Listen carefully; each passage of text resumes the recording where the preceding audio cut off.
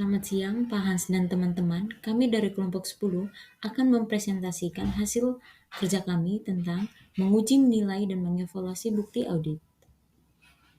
Kelompok kami beranggotakan 6 orang. Yang pertama Francisca Kam dengan NIM 20029, Antonio Carlos dengan NIM 20035, Matilda Landang dengan NIM 20041, Hilgard Mentari dengan NIM 20047, Priska Ombo dengan NIM 20099, dan Valen Kurniaki dengan NIM 20149. Pokok bahasan yang akan kami bahas yaitu ada 11. Bahasan yang pertama yaitu mengumpulkan bukti audit yang tepat. Audit internal mengevaluasi masalah audit atau pencapaian tujuan audit dengan menyelidiki bukti audit secara rinci. Nah, dalam hal ini, auditor internal tidak selalu dapat memeriksa setiap elemen area audit yang relevan untuk mengumpulkan bukti audit yang mendukung. Nah, ketika memulai audit internal, awalnya itu semua transaksi atau dokumen umum itu ditinjau 100%. Nah, untuk memeriksa kepatuhan terhadap prosedur pengendalian. Namun, dengan pertumbuhan dan kompleksitas bisnis, pendekatan ini tidak selalu mungkin. Oleh karena itu, auditor internal menggunakan sampel untuk menjadi atau membuat kesimpulan audit. Nah, mengingat sistem IT saat ini, auditor internal perlu beberapa cara untuk meninjau masa besar data yang terkomputerisasi saat ini. Nah, tantangan utama dalam pengambilan sampel adalah memilih item sampel yang mewakili seluruh populasi. Nah, pengambilan sampel audit ini memiliki dua cabang utama, yaitu statistik dan non-statistik. Nah, statistik yaitu metode matematis untuk memilih item representatif yang mencerminkan karakteristik seluruh populasi. Sedangkan non-statistik itu dikenal sebagai pengambilan sampel penilaian yang tidak didukung oleh teori matematis dan tidak memungkinkan auditor internal untuk menyatakan pendapat yang akurat secara statistik tentang keseluruhan populasi. Dan yang kedua yaitu teknik penilaian dan evaluasi audit. Nah, dalam konteks ini, sampling merujuk pada proses pengambilan contoh dokumen dari lemari arsip yang besar untuk dilakukan audit. Nah, auditor internal seringkali hanya memeriksa satu atau dua item sebagai contoh terbatas. Namun, mereka tidak boleh menggeneralisasi hasilnya untuk seluruh populasi dokumen dalam lemari arsip. Nah, untuk membuat kesimpulannya efektif, auditor internal perlu mengikuti proses yang melibatkan tahapan-tahapan yang lebih cermat dan komprehensif untuk menganalisis sampel yang diambil. Teman-teman bisa melihat di PowerPoint yang ini untuk tahapan-tahapannya. Nah, langkah-langkah ini menggambarkan metode pengambilan sampel audit, di mana sejumlah item dalam saldo akun atau transaksi dipilih untuk diperiksa, bukan keseluruhan populasi. Nah, tujuannya adalah untuk membuat kesimpulan terhadap populasi berdasarkan pengujian sampel. Penggunaan teknik mengambil sampel statistik umumnya itu terdapat dalam riset dokumen, penelitian pemerintah, dan pengujian kendalian mutu.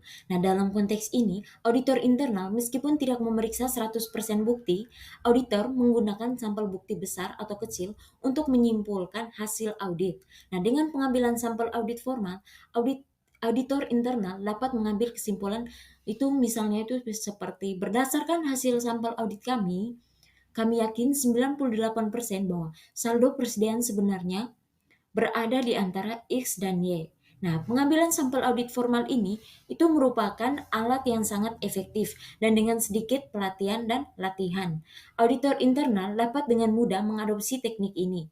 Nah, saat auditor perlu menyimpulkan berdasarkan beberapa item dan populasi tanpa harus memeriksa semuanya. Nah, pengambilan sampel audit mampu memberikan hasil audit yang lebih baik dan efisien. Nah, penggunaan sampling audit dan statistik didorong oleh beberapa alasan-alasan. Nah, teman-teman bisa melihatnya di PPT ini. Nah, saya bisa menarik kesimpulan bahwa dengan menggunakan metode pengambilan sampel statistik, informasi dapat diproyeksi secara akurat ke seluruh populasi tanpa harus memeriksa 100% populasi tersebut. Topik pembahasan yang ketiga adalah sampling pertimbangan audit internal.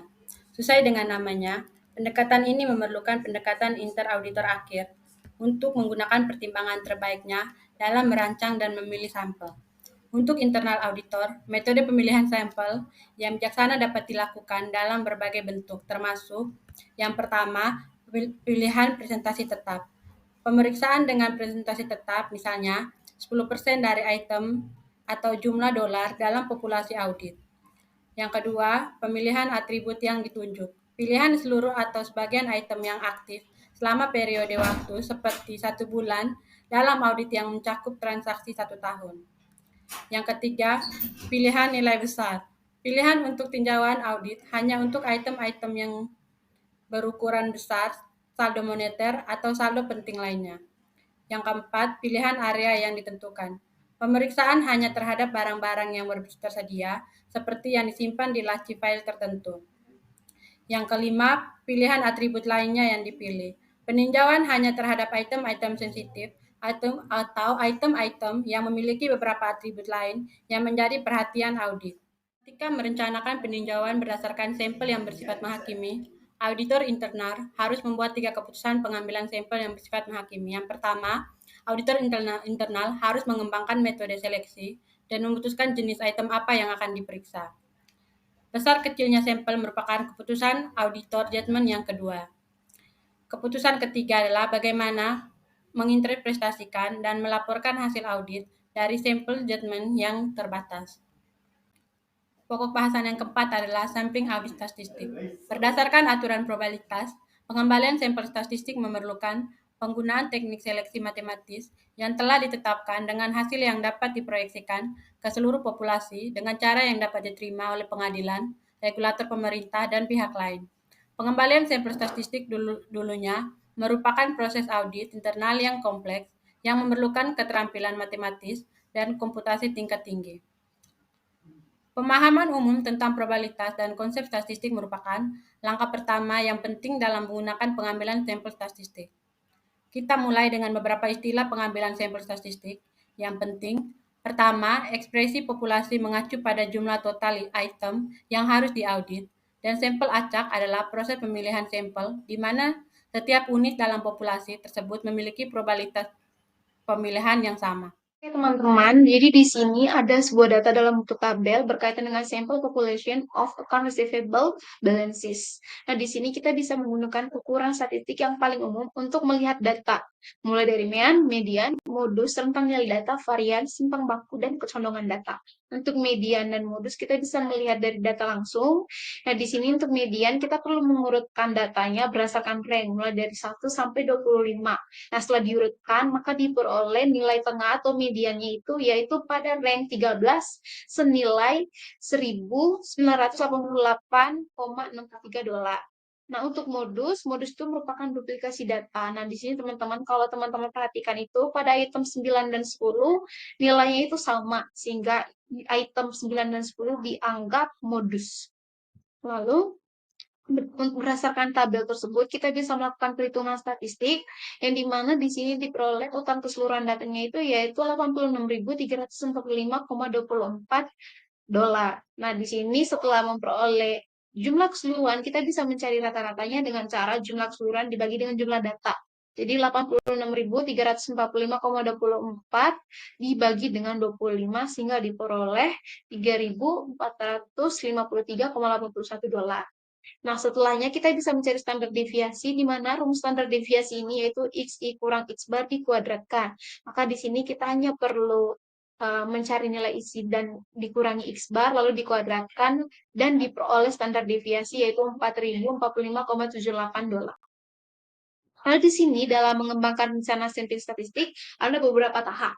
Yang pertama itu populasi harus didefinisikan dengan jelas. Lalu yang kedua, jika variasi populasi itu dalam besar atau bentuknya itu besar, maka perlu dibagikan dalam beberapa kelompok. Lalu setiap populasi harus memiliki kesempatan untuk dipilih dan tidak boleh ada bias dalam pemilihan sampel. Nah, di sini ada teknik pengambilan sampel atau pemilihan sampel. Yang pertama itu secara acak, di mana auditor internal dapat menempatkan populasi dalam sebuah wadah atau memberi nomor, lalu dicampur dan diacak, setelahnya diambil secara random. Karena pada dasarnya, menurut teori matematika, semakin besar ukuran sampel, maka distribusi sampling semakin mendekati distribusi normal. Lalu yang kedua, seleksi interval, di mana dalam seleksi ini diperlukannya penentuan item-item individual berdasarkan interval yang seragam dari item-item total populasi. Nah, penting untuk memiliki populasi yang homogen dan tidak bias sehingga hasil lebih representatif. Dalam hal ini contohnya itu sepertinya, misalnya kita mempunyai 100 data. Nah, kita akan menyeleksi data dalam interval ke-25 yang terakhir. Jadi di sini dari source data kita membuat interval 25 sehingga 1 sampai 25, 26 sampai 50. Nah, dari sini kita bisa mengambil data terakhir dalam interval ke-25. Lalu untuk teknik pengambilan sampel yang ketiga itu yaitu seleksi bertingkat, di mana populasi akan dibagi dalam subtingkat kelompok dan biasanya itu ada 2 atau lebih dan akan diseleksi. Nah, seleksi ketiga ini merupakan pengembangan dari seleksi pertama dan kedua yaitu seleksi acak dan interval. Lalu yang terakhir itu berkaitan dengan seleksi klaster. Nah, di sini populasi dikelompokkan secara sistematis, disimpan pada rak atau laci, sehingga mempermudah saat pemilihan sampel. Nah, populasi yang dikelompokkan itu harus dipastikan memiliki sifat yang hampir sama atau mirip. Selanjutnya akan dijelaskan oleh teman saya. Pokok pembahasan yang keenam berkaitan dengan pendekatan sampling audit. Jadi, auditor internal dapat mengambil beberapa pendekatan pengambilan sampel audit tergantung pada tujuan audit, apakah berdasarkan pengujian kepatuhan, pengendalian laporan keuangan, ataupun pada kondisi khusus atau kondisi tertentu. Jadi, teman-teman, di sini ada 3 pendekatan sampling audit. Untuk pendekatan yang pertama yaitu pengambilan sampel atribut. Jadi, pengambilan sampel atribut ini digunakan untuk mengukur tingkat ataupun tingkat kemunculan berbagai kondisi atau atribut, atau dengan kata lain, untuk menilai pengendalian internal. Misalnya saja, auditor internal mungkin ingin menguji atribut apakah dokumen faktur telah menerima tanda tangan persetujuan yang tepat atau belum. Untuk pendekatan yang kedua yaitu pengambilan sampel variabel. Pendekatan ini berkaitan dengan jumlah absolut dan bukan jumlah tingkat jenis kesalahan tertentu. Dan pendekatan ini juga didasarkan pada perkiraan simpangan baku secara manual yang disederhanakan ketika alat pendukung komputer atau informasi lain mengenai simpangan baku tidak tersedia. Dan untuk yang pendekatan yang terakhir yaitu pengambilan sampel penemuan.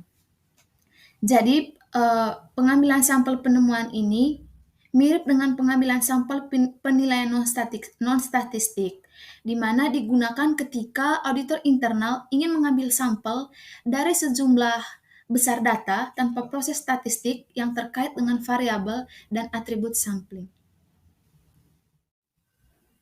Baik, selanjutnya untuk pokok bahasan yang ketujuh terkait dengan pengambilan sampel atribut. Jadi, pengambilan sampel atribut adalah proses pengambilan sampel untuk memperkirakan proporsi beberapa karakteristik atau atribut yang diminati dalam suatu populasi. Misalnya saja, auditor internal mungkin tertarik pada tingkat terjadinya beberapa kesalahan moneter atau pengecualian kepatuhan yang mungkin ada dalam populasi voucher pencarian utang usaha. Untuk yang kedua, melakukan pengambilan sampel atribut tes. Jadi teman-teman, dalam pengambilan sampel atribut tes ini berguna ketika auditor internal dihadapkan pada item yang jumlahnya cukup besar untuk diperiksa dan ingin menguji apakah pengendalian tertentu berfungsi atau tidak. Dan di sini auditor harus terlebih dahulu menentukan apa yang akan dievaluasi atau sifat spesifik dari pengujian kepatuhan yang akan dilakukan. Dan untuk yang ketiga yaitu parameter pengambilan sampel atribut utama. Jadi dalam parameter pengambilan sampel atribut utama ini ada 4 tingkatan, di mana untuk tingkatan yang pertama terkait dengan tingkat kesalahan maksimum yang dapat ditoleransi. Untuk yang kedua tingkat kepercayaan yang diinginkan, di mana merupakan ukuran keyakinan auditor terhadap suatu sampel. Untuk yang ketiga, perkiraan tingkat kesalahan populasi, di mana dalam tingkatan ini pengambilan sampel atribut auditor internal memperkirakan tingkat kesalahan dalam populasi dan kemudian mengambil sampel statistik untuk mengkonfirmasi ataupun menyangkal asumsi tersebut. Dan yang terakhir terkait dengan ukuran sampel awal. Jadi bersama dengan ketiga tingkatan sebelumnya, mereka bersama-sama melakukan perhitungan yang telah ditemukan dalam pembukuan statistik. Dan yang terakhir yaitu mengevaluasi hasil uji pengambilan sampel atribut, di mana dalam hal ini memilih dan mengevaluasi REMS, auditor internal akan memiliki asumsi awal mengenai tingkat kesalahan maksimum yang dapat ditoleransi, kendalaan dan juga tingkat kepercayaan, serta berapa pengendalian yang memadai. Selanjutnya, di sini teman-teman bisa melihat salah satu contoh tabel dalam memilih sampel untuk melakukan prosedur audit, di mana dengan populasi size-nya dimulai dari 200 sampai 1100, dan untuk populasi size persennya dimulai dari min 1% sampai dengan min 4%, dengan angka terkecil pada min 4% yaitu 99, dan angka terbesar pada min 2% yaitu 459.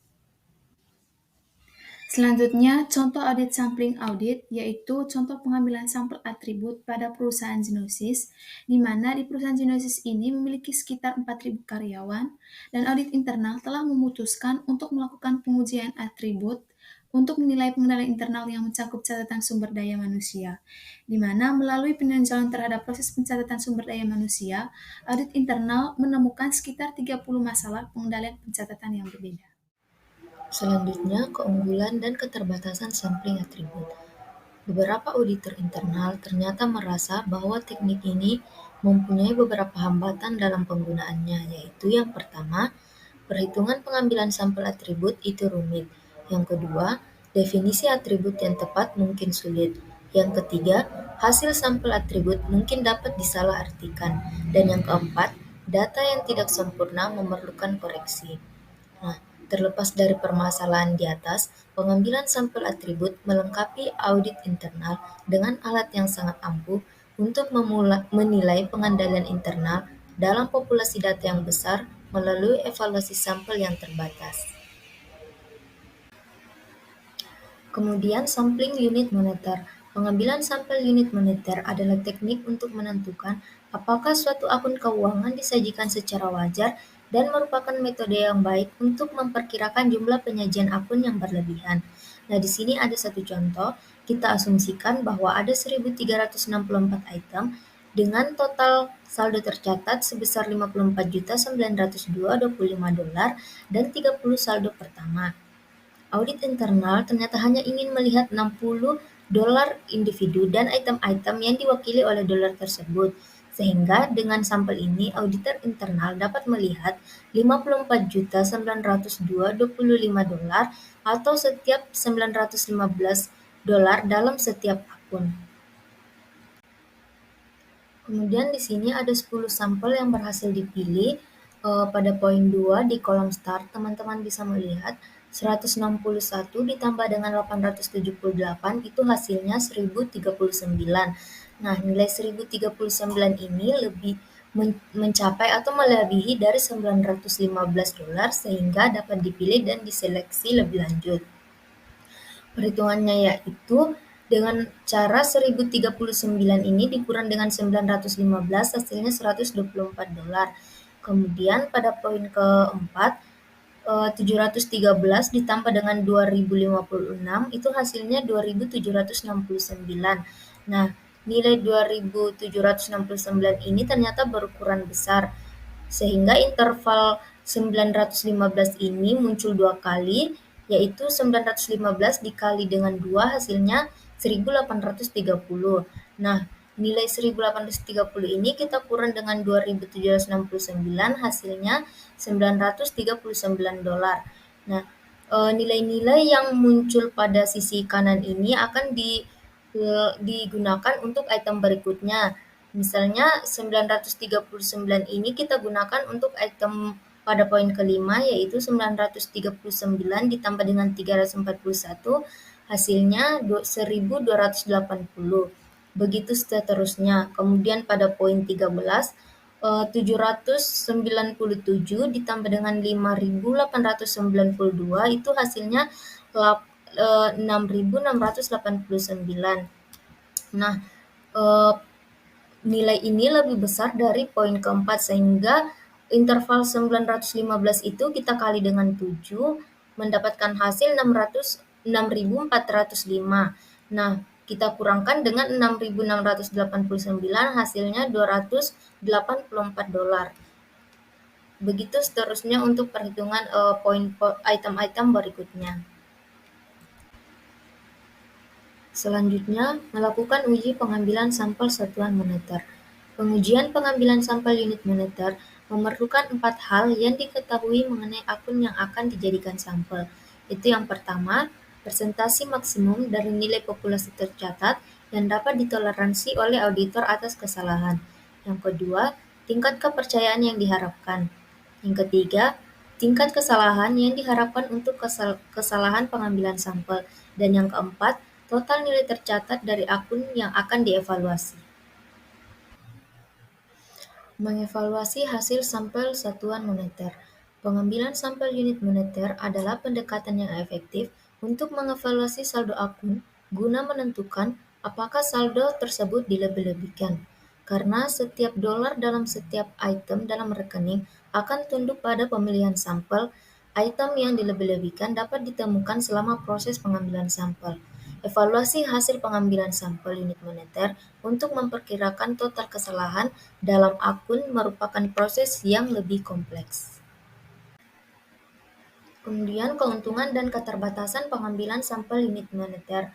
Keuntungannya yang pertama itu dari pengambilan sampel unit moneter adalah bahwa pengambilan sampel ini berfokus pada item unit yang bernilai lebih besar dalam suatu populasi. Kemudian yang kedua, jika tidak ada kesalahan yang ditemukan dalam sampel awal dan tingkat kesalahan yang diharapkan sangat rendah, maka ukuran sampel yang relatif kecil dapat digunakan. Kemudian yang ketiga, pemilihan item mudah dilakukan secara komputasi.